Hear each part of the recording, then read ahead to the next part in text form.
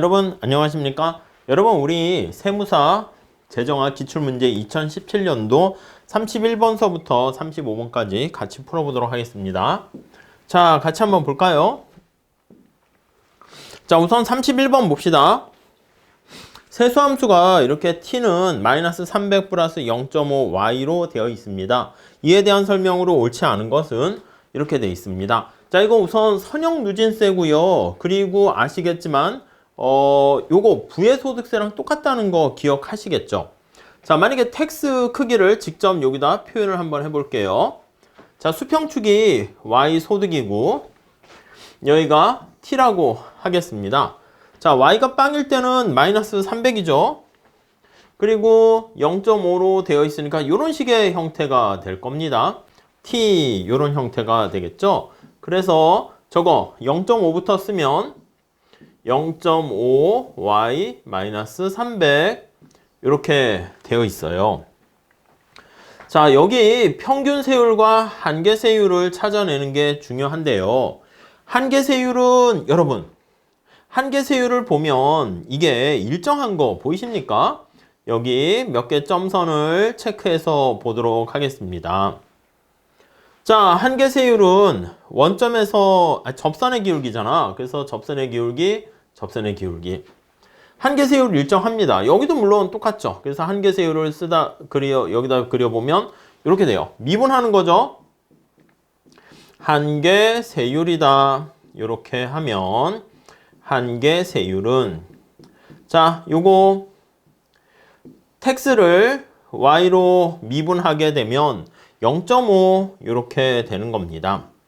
자, 그 다음에 평균 세율은 어떻게 됩니까? 원점에서 기울기죠. 여기 보시면 요거는 제로가 되겠고 여기는 점차 기울기가 커지는 거 알 수가 있습니다. 그래서 소득이 엄청 커지게 되면 거의 평행하게 되는 거 알 수 있어요.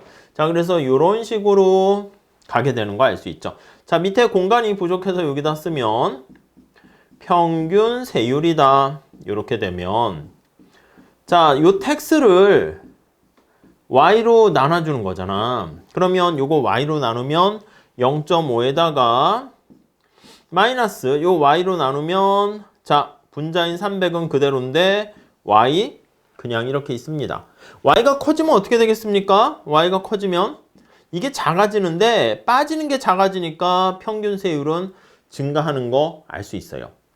자, 그래서 우리가 평균 세율이 증가하니까 이거는 누진적이다. 이렇게 표현을 할 수가 있고요. 그 다음에 여기 한계 세율이 일정하잖아. 그쵸? 그러니까 우리가 한계 세율은 직선이냐 아니냐를 나타냅니다. 선형이다. 그래서 선형 누진세 이렇게 표현합니다. 1번 볼까요? 소득이 증가함에 따라 평균 세율은 증가한다. 맞죠? 한계 세율은 소득에 상관없이 일정하다. 맞고요. 여러분, 세수의 탄력성 이거 할 때는 조세 수입의 소득 탄력성이잖아. 우선 요거는 직접 계산해야 되는데 우리 아시다시피 누진세는요. 탄력성이 1보다 커요. 그렇기 때문에 우리가 이렇게 해서 답은 쉽게 알 수 있는데 다시 설명을 드릴게요. 한계 세율은 평균 세율보다 크다. 여기 나와 있잖아. 한계가 평균보다 크다. 그게 중요한 거야. 자, 그래서 선형 누진세다. 선형이라는 것은 한계 세율이 일정하고 누진적이다. 선형 여기 보시면 한계 세율은 선형, 누진적이다. 평균 세율이 증가한다. 이렇게 보시면 되겠습니다. 자, 여기 볼게요. 세수 탄력성 하게 되면 이렇게 표현하는 거죠. 탄력성은요. 자, 조세 수입의 소득 탄력성 이렇게 나와 있잖아. 그러니까 소득이 한 달이 증가할 때 텍스가 얼마나 되니? 텍스를 y로 나눠주는 거 이렇게 보시면 되겠습니다. 자, y를 요거 나타낸 게 요게 뭐야? 요게 한계라는 거 보이시죠? 얘가 한계라는 거 아실 겁니다. 한계. 네, 이해되셨죠? 자, t분의 y는 뭐야? t분의 y는 y분의 t가 평균 세율이잖아. t분의 y는 평균분의 1 이렇게 된다고요. 평균분의 1 이렇게요. 자, 그러면 다시 한번 정리해 봅니다. 자, 저 탄력성을 우리가 평균과 한계와의 관계로 나타내 보면 평균분의 어떻게 된다? 한계 이렇게 되는 것을 우리가 알 수가 있고요. 자, 마무리 정리해 볼게요. 자, 평균분의 한계인데 우리가 여기서 평균이 커요? 한계가 커요? 한계가 커요. 그치? 한계가 평균보다 더 크잖아. 그러니까 한계가 평균보다 크니까 얘는 1보다 크다라는 거 알 수 있습니다. 그래서 우리가 누진적이다라는 표현은 평균 세율이 증가한다 그 뜻이고, 평균이 증가하려면 한계가 평균보다 커야 되는 거 알 수 있고, 그 다음에 여기 하나 더 추가하면 조세 수입의 소득 탄력성이 1보다 크다 이렇게 정리하시면 되겠습니다. 중요한 겁니다. 잘 좀 체크해 주세요. 다음 볼게요. 자, 다음 32번. 자, A국과 B국이 모두 개인소득세를 도입하고 있습니다. A국은 비례세율이 도입되고 있고 B국은 누진세율이 도입되고 있어요. 비례세, 누진세 이렇게 있습니다. 자, 명목소득과 물가가 같은 비율로 상승했대. 소득이 2배 올라갔는데 물가도 2배 올라갔다라고 합시다. 자, 그랬을 때 우리 어떻게 되는가? 실질 조세 징수액은 이렇게 한번 보도록 하시죠. 여러분, 만약에 예를 들어서 이렇게 볼게요. 이게 명목소득이고 P로 나눠주면 이게 실질소득 이렇게 되는 거죠. 자, 요거 예를 들면 명목소득입니다. 명목소득. 그리고 요거 인플레이션율 물가로 나눠주게 되면 이게 실질 변수인 거 아시죠? 그래서 얘가 실질소득 이렇게 됩니다. 자, 그러면 이게 같은 비율로 상승했으니까 이렇게 한번 생각해 볼게요. 자, 명목소득이 1,000원인데 물가가 100원이었어. 같은 비율로 증가한다고 해볼까요? 같은 비율로 증가해. 자, 그러면 이게 같은 비율로 증가했으면 얘가 2,000원이 되었는데 200원 이렇게 되는 겁니다. 이해 가시죠? 네. 자, 그러면 한번 생각을 해볼게. 자, A와 같이 비례세 구조다라고 하면은 그냥 비례세율이 만약에 10%다 이렇게 한번 해보도록 할게요. 그러면 우리가 세금을 때릴 때 어디다 때리냐면 여기 명목소득에다가 텍스를 때립니다. 그래서 예를 들어서 만약에 10% 세율을 때린다. 자, 그러면 여기 소득에 10% 세금 때리니까 텍스는 어떻게 됩니까? 텍스는 100원 이렇게 되는 거죠. 자, 여기 보시면 이렇게 여기 나와 있는 것처럼 2,000원의 명목소득에다가 10% 세금을 때리게 되면 이때 텍스는 자, 2,000원의 10%니까 200원 이렇게 되는 겁니다. 이해 가시죠? 자, 그런데 여기서 이제 물어본 거는 뭘 물어봤냐면 여기 보시면 마땅한 색깔이 없네요. 이렇게 실질 조세 징수액 이렇게 한 거야. 조세 징수액이 100원인데 실질 하니까 물가로 나눠주면 실질 이렇게 되겠죠. 물가가 현재 100원이야. 자, 여기도 마찬가지입니다. 실질. 그래서 물가 P로 나눠주는데 물가가 지금 200원이야. 자, 그러면 여기 보시면 이렇게 비례세율 구조인 경우에는 여기 어떻게 됩니까? 100분의 100 그냥 1, 200분의 200 1 똑같죠? 이해 가시죠? 뭐 그거야. 그래서 비례세율 구조인 경우에 A국에는 실질 조세 징수액이다 그러면 A국은 변함이 없고 이렇게요. 답은 사실 그냥 4번 쉽게 찾을 수 있어요. 그럼 B국은 뭐가 어떻게 되는데? 여기 A국 같은 경우에는 A국이 10% 비례세를 적용하는 경우를 예를 들고 있는데 근데 시험장 가서 뭐 이렇게까지 뭐 할 건 아닙니다. 그냥 살짝 느낌으로 그냥 푸셔도 돼. 그러니까 비례세니까 뭔가 명목소득과 물가가 같은 비율로 변하니까 실질적으로 내는 것은 같지 않을까? 이렇게 생각하시면 되겠고, 자, 그런데 만약에 그게 아니라 B국은 어떻게 한다? 누진세율이잖아. 근데 세금 때릴 때 여기 보시면 소득이 1,000원에서 2,000원 갔어. 누진세니까 세율이 10%가 아니라 여기서는 예를 들면 B국은 세율이 만약에 증가하는 거야. 여기서 10%였는데 여기 소득이 증가할 때 20%의 세율이 적용된다라고 하면 그러면 2,000원에서 20%니까 400원 이런 꼴이 되는 거니까 이게 400 이렇게 돼. 그럼 실질 세율 자체가 어떻게 됩니까? 물가는 2배 올라가는데 세금은 2배 이상 오른다니까? 그럼 실질적인 여기 나와 있는 조세 징수액은 더 커진다라는 걸 알 수가 있겠죠.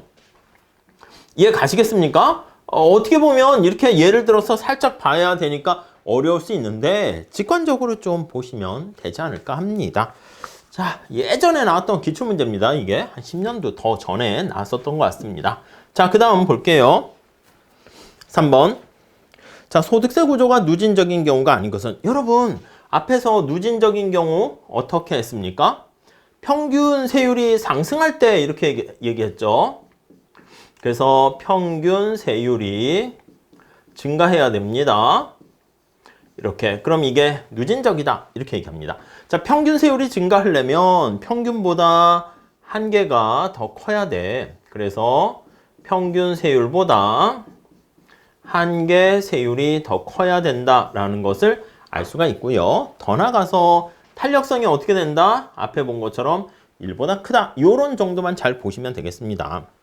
자, 이게 면세점이 존재하면 선형누진세, 부의소득세잖아. 맞습니다. 면세점이 없는데 한계세율이 소득이 증가함에 따라 점차 증가할 경우, 면세점이 없는데 한계세율이 증가한다 그러면 이게 이런 식의 형태가 되는 거야. Y가 소득이고 이게 텍스인데 면세점이 없으니까 이런 꼴이 되는 겁니다. 이해 가세요? 자, 그러면 우리가 누진세 얘기할 때는 이런 꼴이 되면은 원점에서 기울기가 평균 세율인데 평균 세율이 증가한다라는 거 알 수 있죠. 그래서 이게 바로 평균 세율이 증가하는 것을 나타내니까 맞다 이렇게 보시면 되겠고, 다음 세수 탄력성이 1보다 큰 경우 맞죠. 세수 탄력성이 1보다 커야지. 이건 앞에서 봤고, 4번은 말도 안 되잖아. 평균과 한계가 같으면 어떻게 해? 한계가 평균보다 커야 된다. 이렇게 해야 되니까 4번이 띵 이렇게 보시면 되겠습니다. 다음에 5번 한계 세율은 일정한데 그렇습니다. 평균 세율이 증가하는 경우 누진적이다. 이렇게 얘기를 할 수가 있겠죠. 자, 좀 잘 체크해 주시고요. 거기 설명 뭐 자세하게 이것저것 있는데 뭐 가볍게 보시면 되겠습니다. 다음에 34번 볼까요? 자, 소득세율 구간이 이렇게 있습니다. 그래서 1200 이상 뭐 이렇게 해서 한계 세율이 이렇게 있는 것이죠. 거기 해설에도 잘 그려놨는데 여기가 소득입니다. 소득이 있고 여기 한계 세율이 어떻게 돼 있습니까? 한계 세율이 구간마다 차이가 있는 거야. 자, 그래서 형태를 보시면 1200만 원 이하가 되면 6%, 그 다음 일정하게 이렇게, 그 다음 이렇게 뭐 이런 식의 6개 구간으로 나눠져 있습니다. 자, 평균 세율은 어떻게 될까? 요게 구간별로 결정되는 한계 세율 이렇게 나타내는 것이고, 평균 세율은요, 여기 한계가 일정할 때는 평균과 한계가 같아요. 그래서 이렇게 있다가 이렇게 뭐 이런 꼴의 형태가 돼요. 그러니까 평균이 한계보다 계속 계단식으로 올라가니까 요게 평균 세율인데, 이러한 평균 세율이 증가한다라는 것을 알 수가 있고요. 그 결과 누진적이다. 이런 것까지 알 수가 있겠습니다. 자, 우선 한번 볼게요. 자, 이렇게 돼 있는데 구간 3에 해당하는 구간 3이 여기야. 4,600 이상 8,800 이하에 해당하는 세율을 현재 24%인데 요거를 30%로 인상을 했다라고 한번 생각을 해볼게요.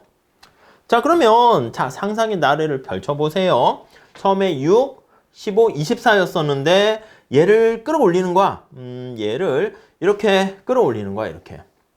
얘가 올라가는 거야. 이해 가십니까? 그럼 평균 세율은 어떻게 될까? 평균 세율은 자, 한번 상상해 보시죠. 평균 세율은 두껍게 해볼까요? 자, 색깔을 좀 다른 걸로 해야겠다. 다른 걸로. 좋아요, 좋아요. 노랑으로 할게요. 자, 그럼 여기까지 이렇게 갔다가 여기까지 갔다가 여기서 점프하니까 이렇게 올라간다고. 이해 가십니까? 그러다가 이렇게 가고 하니까 세율이 확 올라가는 거. 그러니까 기억 보시면 1, 2, 3 구간의 평균 세율이 내려간다. 여기 보시면 세 번째 구간이 올라가니까 여기 나와 있는 것처럼 여기 세 번째 구간 여기 해당하는 거지. 이렇게 했을 때 여기에 나와 있는 세 번째 구간이 올라가는 거 우리가 알 수가 있습니다. 내려가는 게 아니지. 말이 됩니까? 네. 아무래도 여기는 똑같아. 여기 시작하는 거는 똑같습니다. 여기가 올라가니까 여기까지는 똑같은데 그 이상 세 번째 구간 때문에 올라간다. 이래야 되고요. 그 다음에 4번부터 6번에 해당하는 구간은 당연히 한계세율이 점프하니까 여기 있는 것처럼 훨씬 더 여기서부터 왜곡이 많이 발생하게 되는 거 알 수가 있겠습니다. 그리고 4번에서 6번에 나와 있는 여기 녹색깔에서 노란 색깔로 해서 평균 세율도 올라간다. 이렇게 보시면 되겠네요. 이해 가시겠죠? 네, 그래서 답은 니은, 티귿 이렇게 정리를 하시면 되겠습니다. 자, 그 다음 문제 한번 보도록 할게요. 요거 뭐 어려운 문제는 아니니까 좀 그래프 천천히 보시면서 잘 체크해 주시기 바랍니다. 자, 멀리스가 제시한 최적 비선형 소득세와 관련한 내용으로 옳지 않은 것은, 자, 이게 멀리스는 뭐라 그랬냐면 비선형이잖아. 직선이 아닙니다. 자, 그래서 이렇게 얘기한 거야. 우선 첫 번째 여러분, 선형 누진세는 어떻게 되는 거야? 선형 누진세는 선형인데 직선인데 누진세야. 누진세. 자, 이거는 여기가 이제 여가가 있고요. 여기가 이제 여러 가지 기타 복합재 소비라든가 소득이라고 할게요.